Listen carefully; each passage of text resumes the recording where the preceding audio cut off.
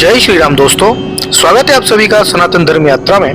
दोस्तों, पिछले वीडियो में आपने मनुस्मृति के चतुर्थ अध्याय के 160 श्लोकों को सुना और समझा। अब आइए चलते हैं मनुस्मृति के चतुर्थ अध्याय के 161वें श्लोक से लेकर 175वें श्लोक तक और आज इन श्लोकों को सुनने और समझने का प्रयास करेंगे। तो आइए सबसे पहले देखते हैं 161वां श्लोक। इसमें लिखा है, आत्मा के प्रसन्नता कारक कार्य ही करें। इसमें लिखा है, यत कर्म कुर्वोत्यस्य स्थापरितोष अंतरात्मा तत्प्रयत्न कुर्वीत विपरीतम तु वर्जयेत। अर्थात यत कर्म कुर्वतः, जिस कर्म के करने से अस्य अंतरात्मना परितोष स्यात्, मनुष्य की आत्मा को संतुष्टि एवं प्रसन्नता का अनुभव हो, अर्थात भय शंका लज्जा का अनुभव ना हो, तत तत प्रयत्नेन कुर्वीत, उस कर्म को प्रयत्न पूर्वक करें। विपरीतम तु वर्जयेत, जिससे संतुष्टि एवं प्रसन्नता ना हो उस कर्म को ना करें। अब इसके अनुशीलन देखिए। तो आत्मा के प्रसन्नता कारक कार्य किस प्रकार के होते हैं, इसके लिए विस्तृत विवेचन पहले अध्याय के 125वें श्लोक पर आत्म संतुष्टि शीर्षक अनुशीलन आप देख सकते हैं। तो उसके बाद 162 श्लोक है। इसमें लिखा है, माता पिता आचार्य आदि की हिंसा ना करें। इसमें लिखा है, आचार्य चा प्रवक्तारम पितरम मातरम गुरुम ना हिंस्याद ब्राह्मण नागश्च सर्वाश्चैव तपस्विन। अर्थात आचार्य प्रवक्तरम पितरम मातरम गुरु ब्राह्मणम गा च सर्वान तपस्विन। वेद को पढ़ाने वाला, वेद का प्रवचन करने वाला, पिता माता गुरु ब्राह्मण गाय और सभी तपस्वी, इनको ना हिंस्यात प्रताड़ित न करें, अर्थात इनके प्रतिकूल आचरण न करें। उसके बाद 163वां श्लोक है, नास्तिकता वेद निंदा आदि निषिद्ध कर्म। इसमें लिखा है, नास्तिक्यम वेद निंदाम च देवतानाम च कुत्सनम द्वेषम दंभम च मानम च क्रोधम तैक्षणम च वर्जयेत। अर्थात नास्तिक्यम वेद निंदाम च देवतानाम कुत्सनम, नास्तिकता वेद की निंदा और विद्वानों की निंदा, द्वेषम दंभम मानम क्रोधम च तैक्षणम वर्जयेत, द्वेष पाखंड अभिमान क्रोध उग्रता यानी तेजी, इनको छोड़ देवें। उसके बाद 164वां श्लोक है, शिष्य को केवल शिक्षार्थ ताड़ना करें। इसमें लिखा है, परश्यम दंडम नोदिदेक्षम क्रुद्धो नैव निपातयेत अनेत्रम पुत्रा इष्याद्वा शिष्यर्थ ताड़येत तु। अर्थात पुत्रात् वा शिष्यात् अन्यत्रः, पुत्र और शिष्य से भिन्न परस्य दंडम न उच्छेदेत, अन्य किसी व्यक्ति पर डंडा न उठाएं, अर्थात डंडे से न मारें, क्रुद्धा एव न निपातेत, और क्रोधित होकर भी किसी को न मारें, ताड़ना न करें, तो तू शिष्यर्थ ताड़येत, उन पुत्र और शिष्यों को भी केवल शिक्षा देने के लिए ही ताड़ना करें। परंतु माता पिता तथा अध्यापक लोग ईर्ष्या द्वेष से ताड़न न करें, किंतु ऊपर से भय प्रदान और भीतर से कृपा दृष्टि रखें। उसके बाद 165वां श्लोक है, ब्राह्मण की हिंसा से नरक। इसमें लिखा है, ब्राह्मणस्य वर्गेय द्विजाति वर्ध काम्यः शतं वर्षाणि तामित्रे नरके परिवर्तते। अर्थात द्विजाति द्विज व्यक्ति वध काम्या मारने की इच्छा से ब्राह्मणाय अब गुर्य एव, ब्राह्मण पर केवल डंडा उठाने मात्र से ही शतम वर्षाणि तामित्रे नरके परिवर्तते, 100 वर्ष तक तामित्र नामक नरक में भटकता रहता है। उसके बाद 166वां श्लोक है।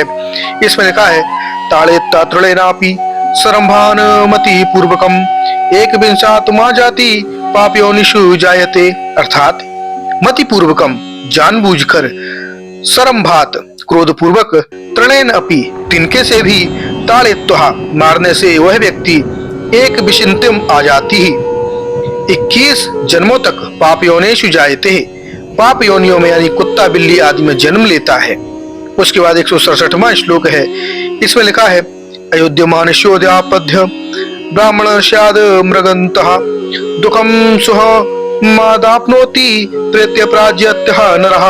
अर्थात अयोध्यमानस्य ब्राह्मणस्य, लड़ने की इच्छा से रहित ब्राह्मण के अंगता असंग उत्पाद, किसी अंग से चोट मारकर खून निकालने से नर अपराज्यत्यः, वह मनुष्य अपनी इस मूर्खता के कारण प्रेत्य परलोक में सुमहत दुखम आपनोति, बड़ा भारी दुख प्राप्त करता है।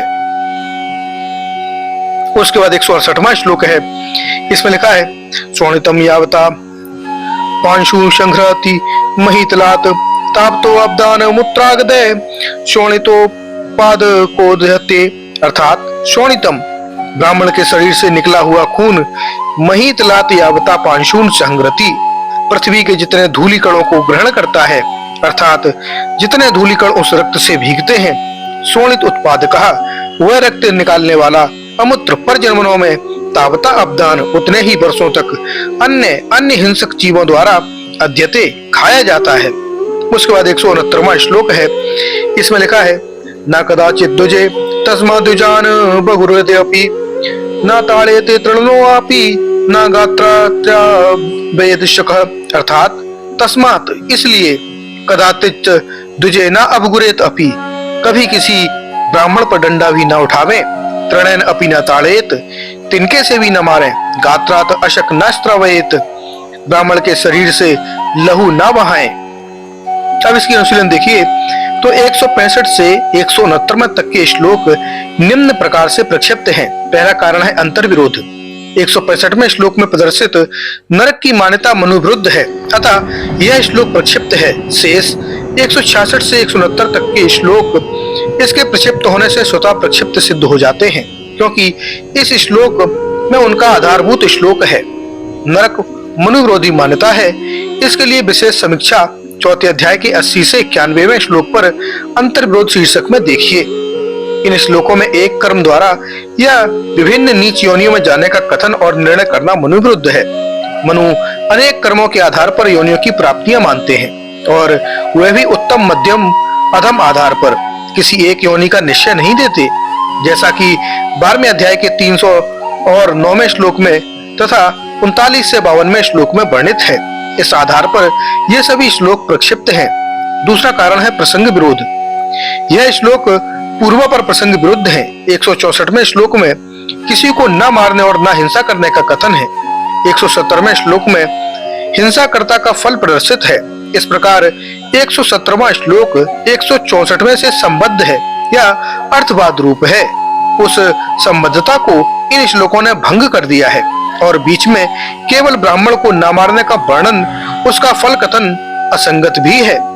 ये श्लोक यदि मौलिक होते तो इन्हें प्रसंग क्रम की दृष्टि से 162वें से संबद्ध होना चाहिए था, क्योंकि उस श्लोक में कहा है न इंस्यात ब्राह्मणान गाश्य।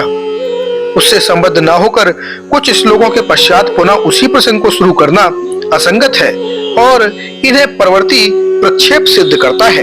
तीसरा कारण है शैलीगत आधार। इन सभी श्लोकों में शैली अयुक्त युक्त एवं अतिशयोक्तिपूर्ण है। तिनके से मारने से ही 21 पाप योनियों में जाना, जितने रुधिकण ब्राह्मण के रक्त से भीगे उतने ही वर्षों तक कुत्ते द्वारा खाया जाना आदि बातें प्रलाप सदृश हैं। मरने के बाद जब अंत्येष्टि होगी तो कुत्ते कहां से आएंगे? इस निश्चय का भी क्या आधार है कि जितने कण रक्त से भीगे हैं उतने ही वर्ष उसको अन्य प्राणी खाते हैं। इस प्रकार की शैली मनु सदृश विद्वान की नहीं है।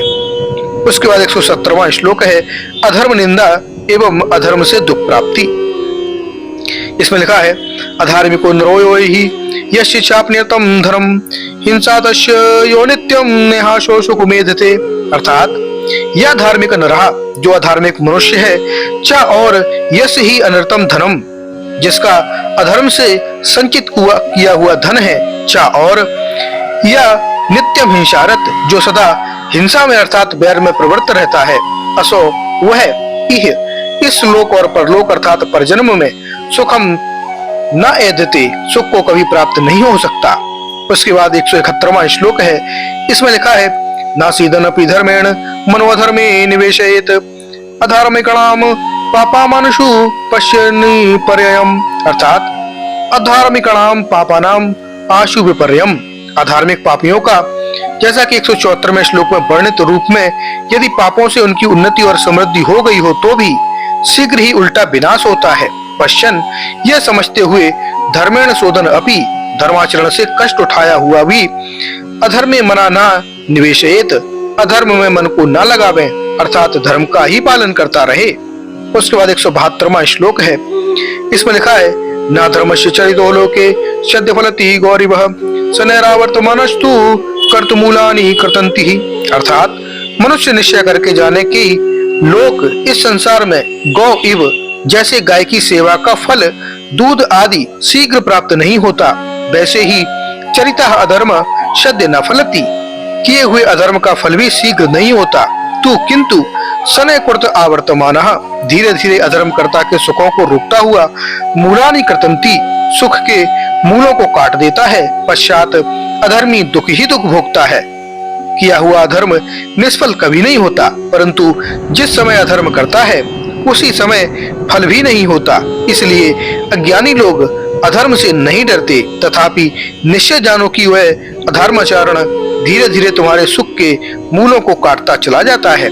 उसके बाद 173वां श्लोक है, इसमें लिखा है, यदि नात्मनि पुत्रेषु न चेत पुत्रेषु न प्रतषु न तो यतु तु कृष्णोद्धर्म कर्तु भवति निष्फलः। अर्थात यदि न आत्मनि, यदि अधर्म का फल करता की विद्यमानता में न हो तो पुत्रेषु पुत्रों, पुत्रेषु न चेतु नप्तेषु, यदि पुत्रों के समय ना हो तो नाती पोतों के समय अवश्य प्राप्त होता है।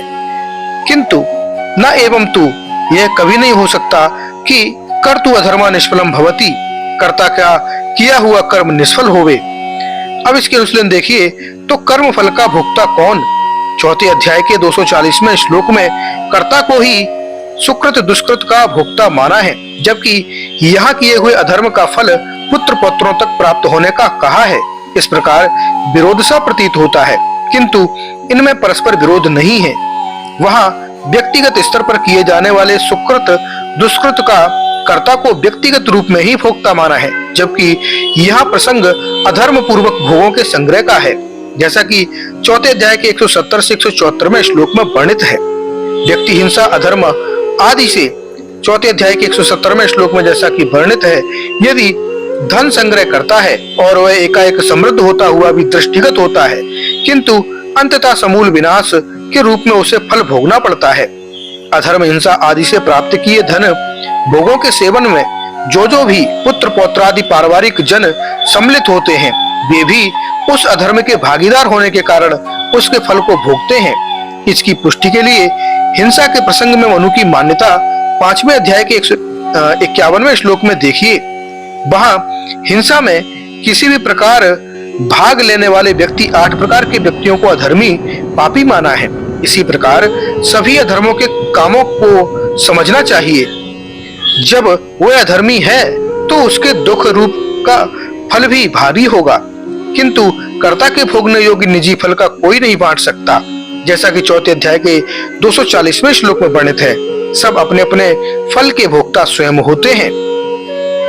उसके बाद 174वां श्लोक है, इसमें लिखा है, अधर्मेण धते तावत् तो भद्राणि पश्यति तथा शपनातु अज्यन्ति समूलस्तु विनश्यति। अर्थात तावत् अधर्मेण एधते, जब अधर्मात्मा मनुष्य धर्म की मर्यादा छोड़ जैसा तालाब के बांध को तोड़ जल चारों ओर फैल जाता है, वैसे मिथ्या भाषण कपट पाखंड अर्थात रक्षा करने वाले वेदों का खंडन और विश्वासघात आदि कर्मों से पराये पदार्थों को लेकर प्रथम बढ़ता है, तथा पश्चात भद्राणि पश्यति, धनादि ऐश्वर्य से खान पान वस्त्र आभूषण यान श्यान मान प्रतिष्ठा को प्राप्त होता है। सपनात जयति, अन्याय से शत्रुओं को भी जीतता है, तथा पश्चात समूलातु विनश्यति, शीघ्र नष्ट हो जाता है। जैसे जड़ कटा हुआ वृक्ष नष्ट हो जाता है, वैसे अधर्मी नष्ट हो जाता है। अब इसके अनुसरण देखिए, अधर्म दुख का कारण है और धर्म सुख का कारण है।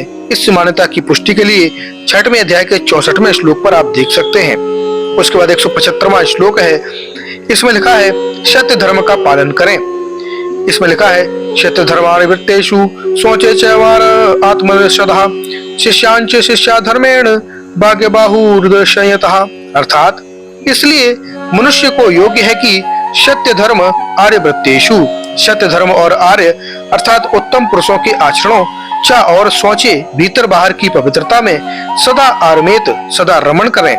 बाक बाहु उदर संयता चा धर्मेण, अपनी वाणी बाहु उदर को नियम और सत्य धर्म के साथ वर्तमान रख के शिष्यान शिष्यात शिष्यों को सदा शिक्षा किया करें। जो वेदोक्त सत्य धर्म अर्थात पक्षपात रहित होकर सत्य के ग्रहण और सत्य के परित्याग न्याय रूप वेदोक्त धर्मादि आर्य अर्थात धर्म में चलते हुए कि समान धर्म से शिष्यों को शिक्षा किया करें।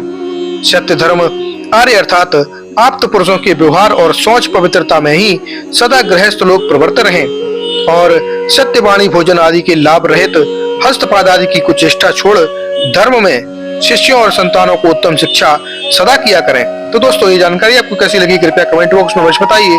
बने रहिए सनातन धर्म यात्रा के साथ और लेते रहिए रोचक एवं धार्मिक जानकारियां प्रमाणों के साथ। धन्यवाद। जय श्री राम।